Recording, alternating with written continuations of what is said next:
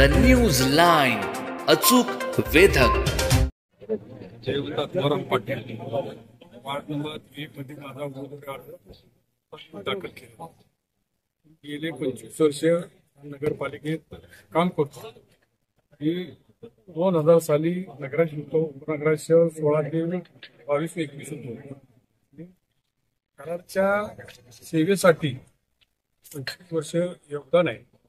संरक्षण असेल, असेल, सगळ्या ज्या कामात पुढाकार असतो.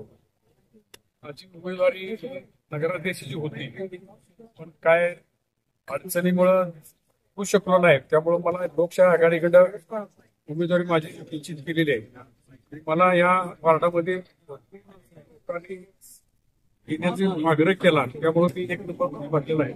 माझा विजय हा निश्चित आहे, एवढं मी सांगतो. परवा तुम्ही भाजपच्या व्यासपीठावरती होता, आज उमेदवारी अर्ज लोकशाही आघाडीतून भरला. मी भाजपचा सभासदी नाही. भाजपच्या तुम्ही स्टेजवरती होता परवा. भाजपचा सभासद नाही, आजही नाही.